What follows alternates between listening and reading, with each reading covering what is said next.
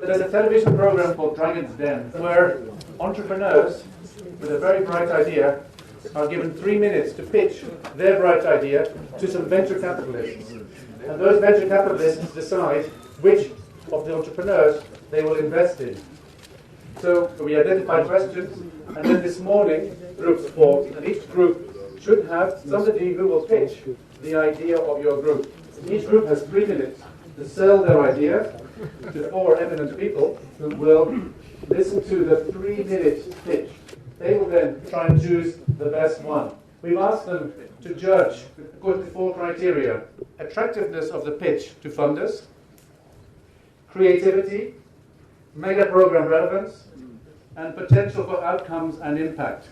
We're looking for an idea that would be researched further afterwards using a very large financial sponsorship from Hillary. In the best traditions of modern television, you each have 1 beer, and you will be able to co-finance the project.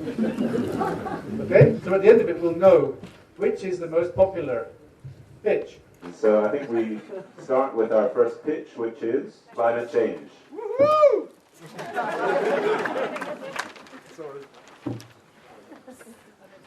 So the key element of this project is creating a learning environment for supporting adaptation and building adaptive capacity, both now in the short term, because we know people are coping and adapting with a lot of rapid change, and in the long term, because we also know that in 20 to 30 years from now, climate and other changes are going to be bringing unprecedented stresses to bear on livestock keepers and their families' livelihoods and systems.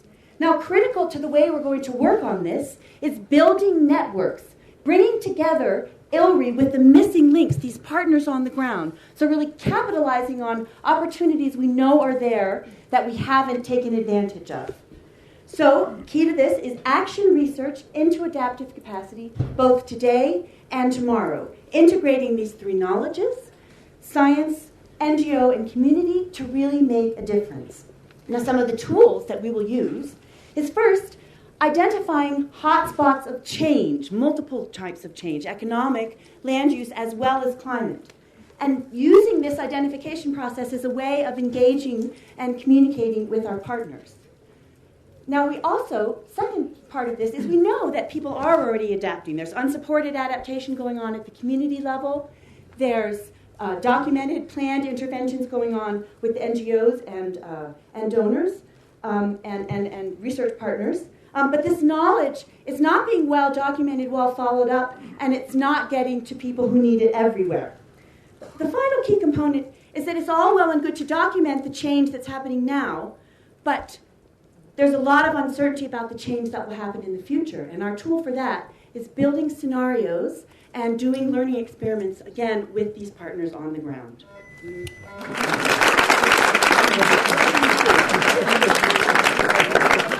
So I'm a professor. I really didn't understand what hypothesis you were testing. Is it just a demonstration or a collection of data or of observations, or what specifically is your hypothesis in 10 words or less? Our hypothesis is that people are adapting to changes, and the research community doesn't understand well enough the impacts of these adaptations and people's needs to go forward into a more uncertain future. It seemed to me the fatal flaw in this was, if I could phrase it, I was hungry and you gave me a network.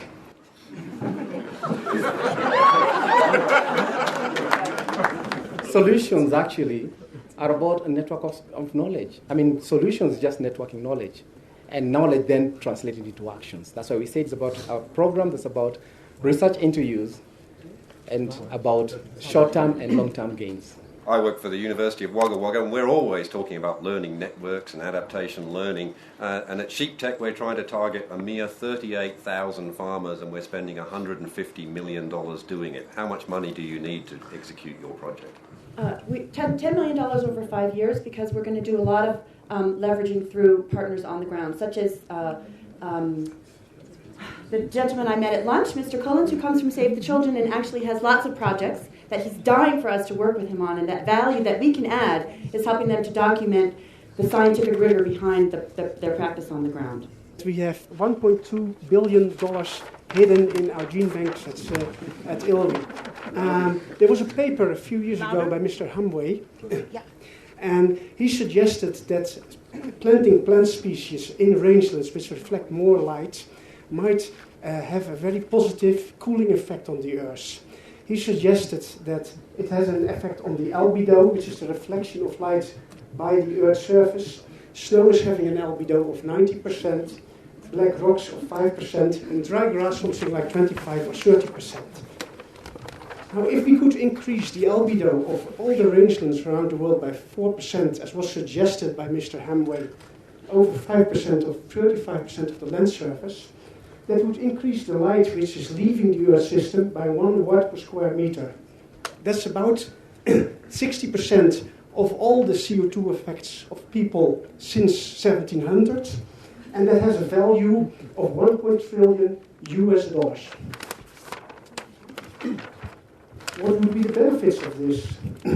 It might be cooling the Earth, it might reduce poverty because it's bringing in the needed money in drylands, and it might have possibility to restore rangelands as well. May I just for 1 minute? And I was last week at the Illy experimental station. You have less than 1 minute left. I was at the Illy experimental station, and I saw the gene bank which we have over there. I think it's a unique opportunity. Nobody else is doing this. We could reduce poverty and improve the environment. We would have better and forest species for livestock because we have the possibility to invest. We might do cross-cutting research in Illy, and it would address MP 1, 5, and 7. 30 seconds. Thank you.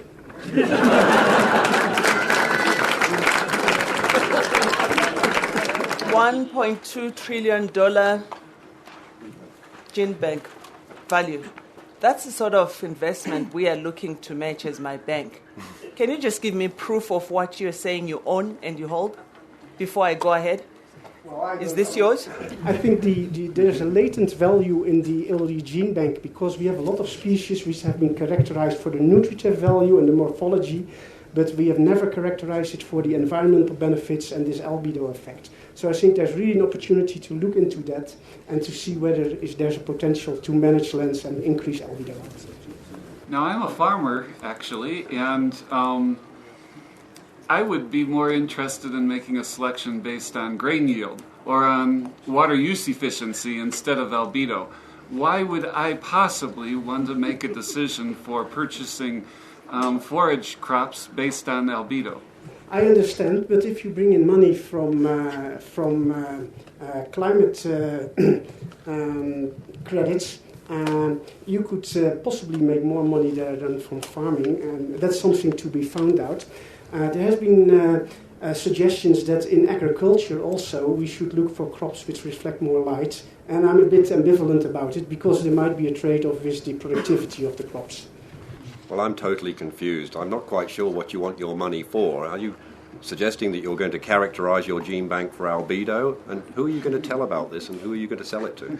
I think characterizing the potential of species which are there for influencing the radiation balance of the Earth, it's something worthwhile to do, because if you believe these figures, there's a lot of potential in there, and we don't know it at the moment. Okay, I think in the last century we all recognize that there's been several major accomplishments, monumental accomplishments. Man has walked on the moon, the CG system was created, and in the area of animal health, a much unsung, yet to be recognized accomplishment, the eradication of rinderpest, or cattle plague. Now, all of these accomplishments cost hundreds of millions, if not billions of dollars. But I don't think we have yet fully understood their impact. In the case of walking on the moon, eradicating rinderpest, it was a very concrete and highly emotive success story. But what does it really mean? What does it mean to farmers? What we want to propose is that we do a full assessment of the eradication of rinderpest, the impacts of the eradication of rinderpest, to better inform policy, both on the part of donors, international organizations, governments, to lead to better animal health programs, improve the return on investment in animal health programs, and encourage further investment in animal health because we can actually talk about how these things work, how they return. And lastly, of course, this will lead to better benefits for farmers and all those stakeholders along value chains. So what we're actually proposing to do is to do a full description of the history, the timeline of rinderpest eradication, by going out and interviewing and collecting data from the first-hand participants and the actual documents in place. And we want this to be objective, carried out by people who weren't directly involved in rinderpest eradication. And from that, what we want to capture is who were the champions and what was the process to driving this through so that it was carried through to success.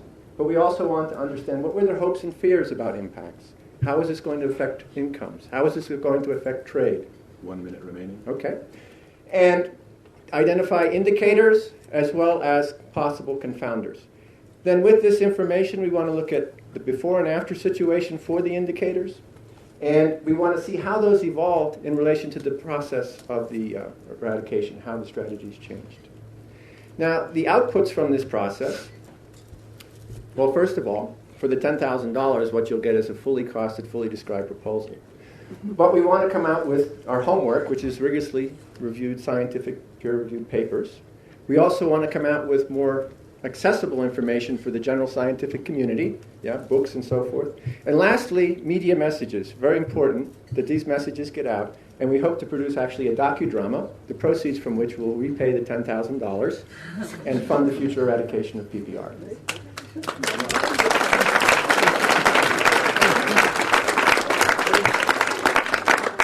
The world is facing many other diseases which need to be eradicated. You mean you're going to waste these resources looking back over your shoulder at something that was already successful? Well, I think there's some major lessons to be captured here, and we're not sure that selection disease by disease is the way forward. Is it an institutional approach where we actually invest in surveillance or some other option? Or is it that we do want to target another disease for eradication? We don't know the answer to that question. So to really inform the process, we need answers. When we put the man on the moon, we gained some wonderful inventions like Teflon. When we put a man on the moon, we gained some wonderful inventions like Teflon, which replaced cast iron at 5 times the cost and 1/20th of the life cycle, thus creating businesses for industries with no benefit to mankind. And we also invented advanced missile technology, which allows us to kill each other much more effectively. How do we know that investment in your project is not going to lead to some major negative impacts? Well, I don't think it will lead to major negative impact. It might help us to understand how to avoid some major negative impacts. But as with going to the moon, there was a lot of spin-offs, changes in institutions and so forth, lessons learned from rinderpest eradication. And we want to fully capture those. How did institutions evolve in relation to the needs for rinderpest eradication? Community-based animal health, different approaches to surveillance, privatization, all those issues. What really happened? When you undertook the work on rinderpest, you had the money for the work that was done in research, the implementation, and there was a component of M&E and impact assessment. You want more money now to tell the same story? What's going to be different? Well, I think this is one of the lessons that will come out was there's actually very little money invested in M&E. Very little money, and most of it was for anecdotal information. The majority of the investment went into actual eradication. Some of it, or a large part of it, was probably misspent and didn't help us reach the goal. We want to learn which parts of the investment really paid off. Okay. Good afternoon. As we're not allowed PowerPoints or flip charts, Bruno and Narayan are my props. Bruno represents CG knowledge. Narayan represents development partner knowledge. Okay, what's our problem that we're going to answer with this idea? Grassroots knowledge is only partially understood and utilised in our CG problem identification and defining our research agenda. The future success of the CG relies heavily on its role as a knowledge broker. But this knowledge flow needs to be multi-directional, otherwise we will never achieve impressive impact at scale. Question: how can we improve the relationship between research and development partners in terms of knowledge sharing to achieve higher impact of CG research? I.e. this. And if we can solve this problem, what are potential outcomes and impacts? Well, firstly, we're going to achieve a systematic and relevant priority setting of livestock research for development. And also, we're going to increase targeting and impact of ILRI research to higher numbers of resource-poor farmers. Both of these are exactly what our donors want to see. So the objective of our bright idea: identify strategic partnerships and networks of research and key grassroots development actors and design a process for sustainable, multi-directional knowledge sharing. Our proposal with only $10,000 is to show proof of concept of this process. How we're going to do this in a creative way. We're going to identify strategic development partners in key priority countries. Each member of our team will consider one region. We're going to assess and synthesize existing partnerships, networks, knowledge and knowledge flows within case study CG-R4D projects. This includes mapping the networks and impact pathways for knowledge exchange and activity of high relevance to MP1. We're going to design multi-directional knowledge sharing instruments to be utilised throughout the new MPs for priority setting, and one of these instruments will include a pilot ILRI-based knowledge exchange hub. If we can show proof of concept, then this process can be extended to other countries and partnership networks, and within the CG to the establishment of livestock and other targeted knowledge hubs. In terms of generating additional funds for extending the work out from proof of concept, we see an opportunity to link this grant to money allocated for partnership management cross-cutting the MPs. Thank you. At SheepTech, we're a highly advanced company, and we spend a lot of money developing dubious products that we then spend a lot of money convincing our customers that they absolutely need, and hence we make billions of dollars. Tell me, why on earth would I invest in your approach? Where's the evidence that the knowledge of your partners is actually better than the knowledge you have? We will use this network to say that your product is bad. I find the word partners is very easy to say, but in reality we all cannot touch and feel what partnership is all about. Can you, in just 2 sentences, tell me what will be different in these partnerships, the strategic partnerships you are looking for? We are looking for two-way communications. Firstly, we would like to bring all the information. The partners are the ones who are in direct touch with the grassroots community participants, farmers, located in different regions, different countries. Our partnership will bring the problems of the farmers and bring it to the exchange. Here we realize that each individual scientists are working with specific problems. They may not have direct relevant answer. So we have the exchange where there is a facilitator who will synthesize the knowledge required to suit the questions instead of directly approaching the scientist who is working with this. So this way, we have tailor-made answers to the questions raised. The advantage is, in the process, you also get to know the real problems of the farmers at the grassroots level, which will help ILRI to develop new projects in the future. Okay, now one thing with relying on partners is they can't ask for what they can't imagine. You are the scientist, so why don't you provide some leadership in terms of inserting where you think things should be going? That's what we have been doing for the last 40 years. That has not been effective. We want to hear. You are trying to feed the people who are not hungry. We would like to look at the hungry people and give them the food. How many of you do not have life insurance because you have livestock? Or how many of you do not have a bank account because you have livestock? Or better still, how many of you would use a chicken as an ATM card? Or use a goat as an ATM card? There are people in the world that are doing this. In South Africa, in Western Africa, there are people who need to sell a chicken so that they can pay school fees for their children. There are people who need to sell a goat so that they can take a sick person to hospital. There's also evidence that there's a lot of financial deepening within these rural areas. There are a lot of banks, there's mobile banking and all that is getting into the rural areas and giving financial services to these people. We are coming up with a hypothesis that having a bank account or having an insurance scheme is actually better than relying on your livestock as a savings plan or as an insurance scheme. Some of the benefits of having an insurance scheme or having a bank instead of relying on your livestock is that you get to have some productive livestock. If you look at evidence, it will show you that the livestock that they use as insurance or use as a savings plan are the ones that are not very productive. If someone is to sell a chicken to take their children to school, they wouldn't sell the ones that are laying a lot of eggs. They will sell the other ones. So if they had banks or insurance, then they would only remain with the productive animals, which means that it will also reduce the impact on the environment. If we have fewer and productive animals, then definitely the environment is sustaining very productive issues. And then also, it will reduce the level of poverty for these people because they are now not very vulnerable, relying on very on livestock, which could get sick, and they could get sick, or they could be affected by drought. 1 minute remaining. So this process is happening. Financial deepening is happening. We want to investigate how we can help the pastoralists take advantage of this, how we can help them save or get insurance schemes so that they don't sink further into poverty. Thank you.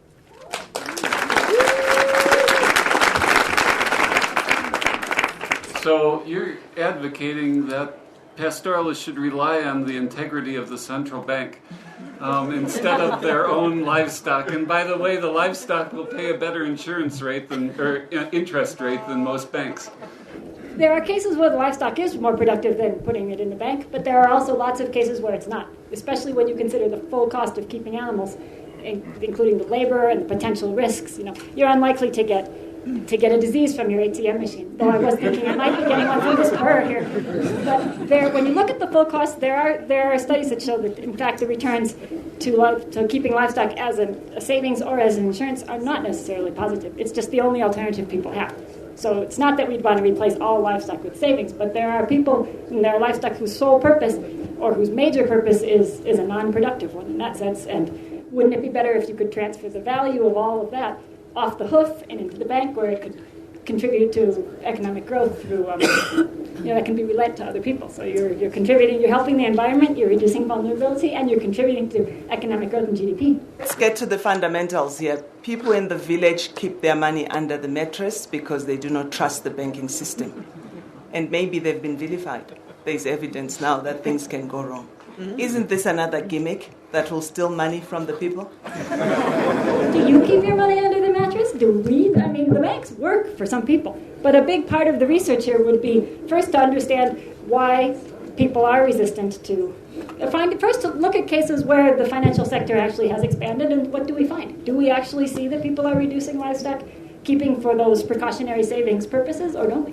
There should be evidence, but I think that no one ever links the savings value of animals with the actual financial sector. So there may be, but then we would with the results, you work with the financial sector to develop products that actually are better targeted to these users that would deal with what are their concerns. And as we were talking, we would have the piggy bank, things like that, to make products that will serve the needs. Because the pool of savings might be big enough that it would be worth it for the banks to invest. It seems to me your fatal flaw is you're proposing to use public money to help commercial banks. Surely the world has learned something in the last year. We aren't taking quite a bit of public money, and besides, I don't think we are helping the commercial banks per se. We are helping the pastoralists, because when they save the money, they are securing themselves. They are sort of like protecting themselves from sinking into the poverty line when they have livestock. Are you tired of funding projects that fail?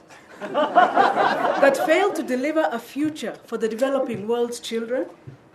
We have a project that will change all that and put you at the forefront of pro-poor development. Come along with us. We'll turn better production into better lives. We'll do this by improving child nutrition. We'll generate and communicate knowledge to mobilize communities and households to change their behavior. 1,000 years of improved productivity will at last be translated into better child nutrition. We all share the costs of productivity-enhancing research that has never been turned into better incomes and nutrition. These costs include disease, death, depression, and disability. Animal-based foods provide a way out. For a malnourished child, one egg will provide enough iodine to actually significantly increase their IQ. These benefits last a lifetime. You come with us. Give that child that egg. You have 1 minute remaining. Why is it and how is it that increased livestock production can do more harm than good? More animals, more medicines, and more feed mean more work, particularly for women. This affects the amount of time they give to childcare and nutrition. Here's what we'll do. Across livestock systems, we'll identify the drivers and modifiers of child nutrition. We'll communicate these within and between communities. We'll work with partners that know the production and marketing systems and offer the best technical support. We'll mobilize the knowledge and use every available medium in training and communication. We'll find what works and we'll put it to work. We'll help those communities, but our research will inform and improve every livestock development project in the whole world. Together, we'll do research for development.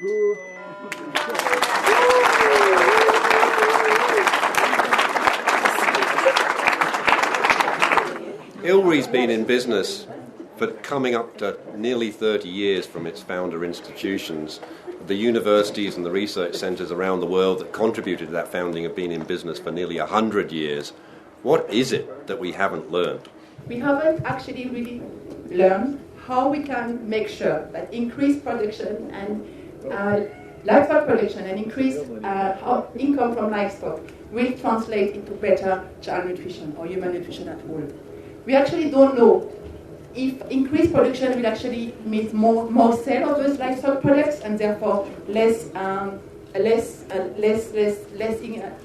milk or meat for home consumption, or the money from the income will actually be used on something else than expenses. We don't know if the labor needed for increased milk production or meat production will actually mean that women have less time to take care of their children. We don't know that. There's already been demand that's been set up for your services. The current chairman of the AU has said no African child will die of malnutrition in 5 years' time. Is this the sort of answer we can put on his table as a solution? We are learning. We are learning. We say no African child will face malnutrition. But the truth is we know that when productivity increases, people sell the products, and when they sell the products, the income does not come back to the household to improve the nutrition of the children. We also do know that when you actually have increased productivity from these livestock, people do not know how to manipulate the quality of the products to actually make a difference to the quality of the livelihoods of the children within the house. So we find that though we are saying we're increasing productivity, the incomes that are coming from that productivity are being diverted to alternative uses. And the women and children that we target to actually change their livelihoods are not being impacted positively. There's a lot of private industry that's already working very effectively at trying to make money selling food to boost children's nutrition. Why don't we just rely on private industry and a profit-based incentive system to take care of this? It is about increasing as well people's livelihood through their own production. And it's not about buying something from outside. So you develop the livestock production, and at the same time you improve people's livelihood. So I think that's as well as a win-win situation. This afternoon, we would like to share with you some thoughts about moving from survival to success and why genetics matter. 2010 is the year of biodiversity. Yet, livestock and forage diversity is being lost at an unprecedented rate. 600 million poor farmers depend on livestock and are only surviving under the poverty line. Well, the challenge to all this is, how can we use genetics to improve productivity, to move them to success, and ensure that diversity is remaining for the future? I would like to call our prop. Our prop is an animal breeder, and he's carrying with him a small number of highly productive animals. These are very blunt instruments for this animal breeder. He's out there using them as appropriately as he can, but often inappropriately, and he's causing great damage to biodiversity. This provides solutions to one system. We need solutions for several systems to inform better so that income can increase in many systems among many farmers. So what's new? Why do we think we can solve a problem now that we haven't solved in the last 40 years? Well, technologies and tools are new.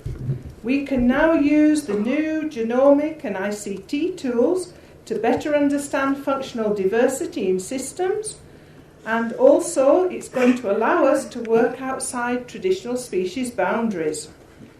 This work is going to focus on selection of the best genotypes available, 1 minute remaining, matching genotypes to system and environmental needs, also improving genotypes using biotechnology tools, and ensuring diversity is available for the future. Why ILRI?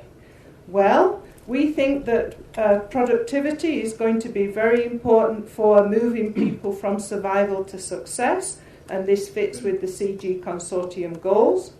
Diversity is a global public good, and ILRI has the track record, expertise and facilities to do this, and if ILRI doesn't do it, who else will do it? So with this, when we do this, we will move 600 million farmers from survival to successful livestock futures.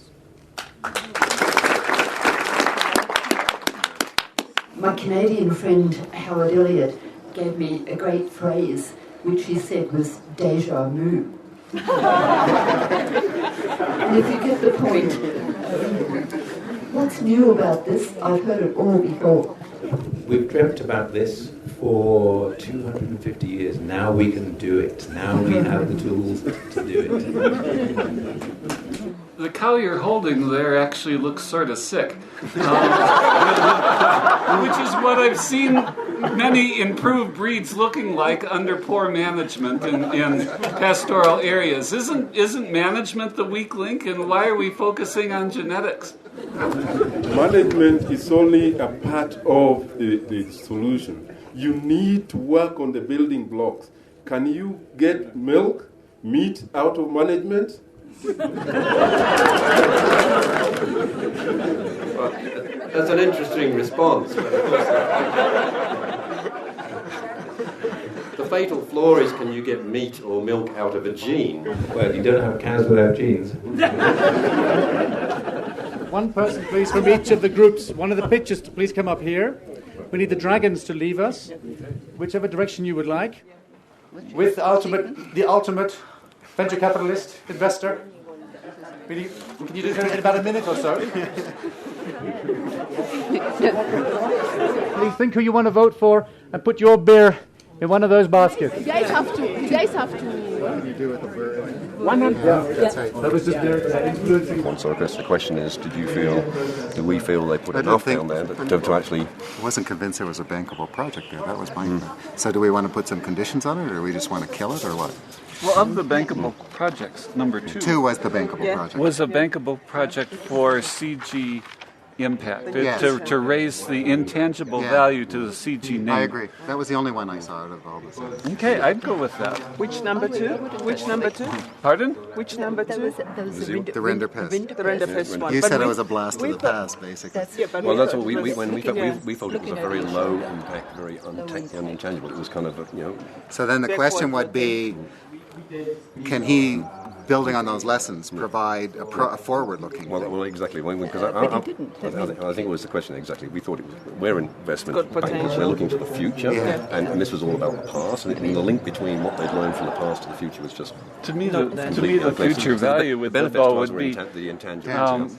ILRI's reputation, though. Everyone would, and now you say ILRI to people and they don't know who they are. Everyone knows World Health Organization. Oh yeah, they did smallpox. That was a huge success. And they ride that.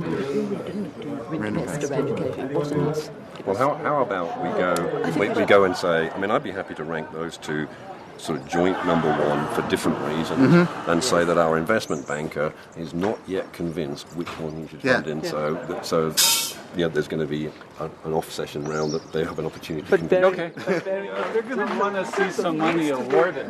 People voted for animal genetic resources, which got 25 points, and then savings got 24, child nutrition got 22, partnerships and disease were both on 14, land degradation got 19, and climate and other drivers of change got 11. Does that kind of match with your decision? Let me say that we thought that all of the proposals had passion and made a good sales pitch, but we're not here about the sales pitch. We're here about the return on our investment. And so, in reverse order, number 7 was partnerships.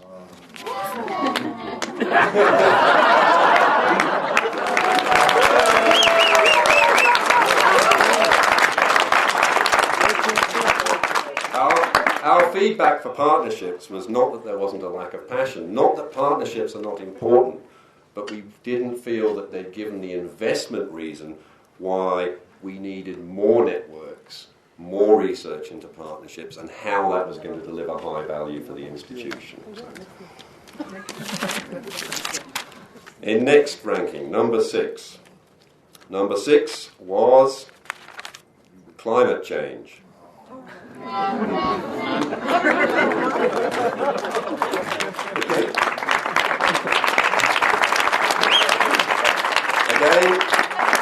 Again, an excellent and passionate pitch for excellent advocates for the livestock keepers, the pastoralists they wanted to serve. But we felt that it was very process-oriented. There was a passionate description of that process, but again it looked like more networks, more building. We couldn't see what's new and how our return, our investment yielded a tangible return and over what sort of time frame. Next in order, number 5, plant biodiversity.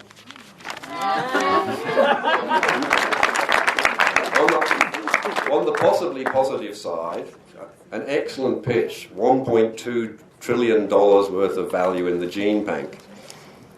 High return on investment. We felt, unfortunately, it sounded like trading in derivatives. There wasn't an obvious link between the investment and the actual return. In fact, we weren't even told what the return was going to be. So it wasn't that there wasn't something there, but we simply couldn't see that what we were investing in was anything other than a goal up in the sky, which could be highly risky and no link to profit. Next, in reverse order, number 4, human nutrition.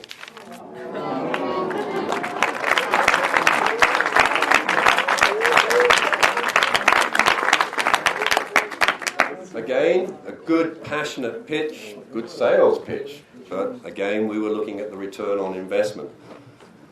And what we were unclear about, is when you're getting down to the details, is what is it that we don't know? After all this time in working, all these telling the world about the value of livestock and the link between livestock and nutrition, it sounds very odd to us to tell us that we don't actually know if there is such a link or how that link is made.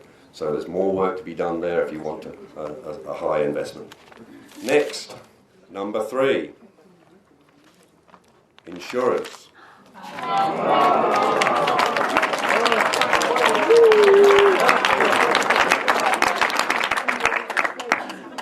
Excellent delivery, excellent pitch, very passionate, and could well be convincing. This is, after all, our number 3.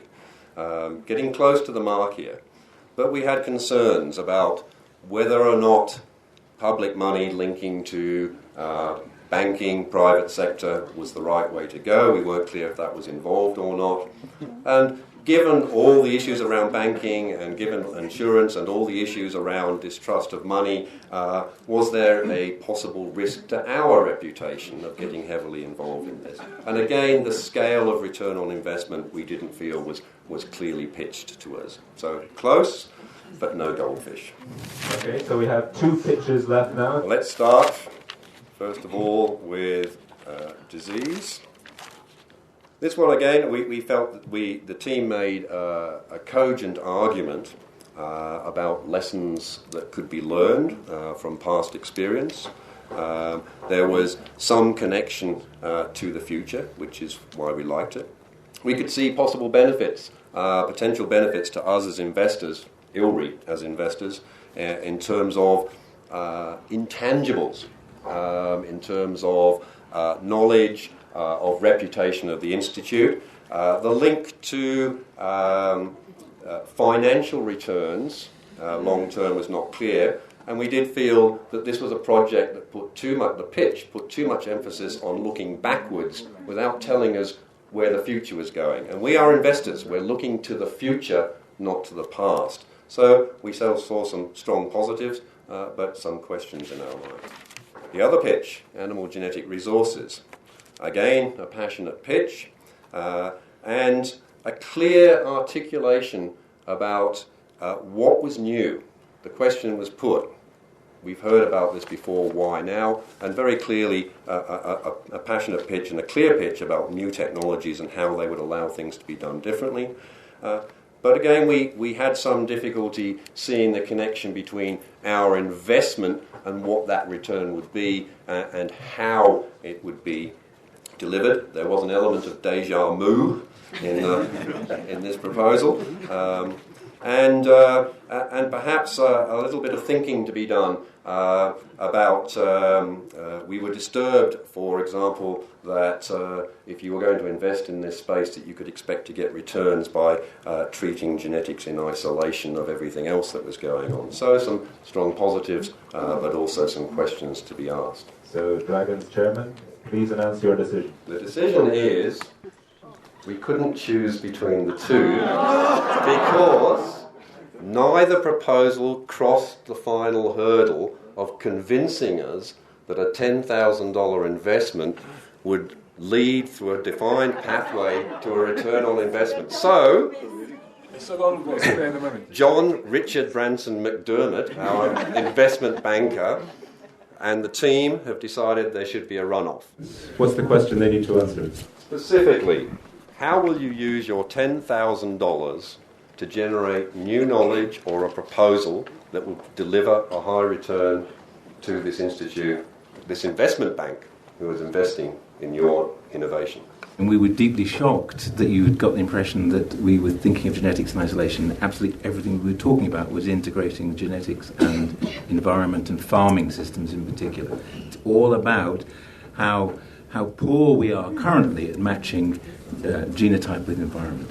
So that $10,000 is an initial scoping exercise to allow us to gather together the key players who have got the molecular resources and the phenotypic resources. What we need to be able to do is tie those two together to build the project which will allow us to improve genotype, to improve the way genotypes match their environment and improve productivity for farmers while archiving the absolutely critical genetic diversity.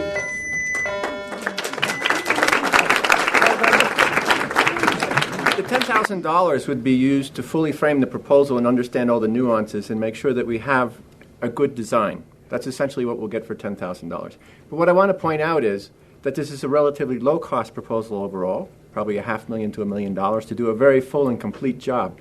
And in terms of the impact it can have is in tens and hundreds of millions of dollars, not misspent. Yeah? And I noticed that you thought it was looking backward, but actually the need for this proposal comes out in what's going on today as we look at how AI is handled. We're seeing that the lessons of Rinderpest are being lost. We're repeating the same mistakes over and over again. So in a sense, it's very forward-looking in how to inform future policy. And it will be very interactive in its end in how to carry that message forward to decision makers, to the public, and create new knowledge. See that it's used. You saw that it was quite a tough decision from the Dragons. But at the end of the day, in terms of the specificity of how you would use the $10,000, that is what the decision came down to. And so disease wins over genetic.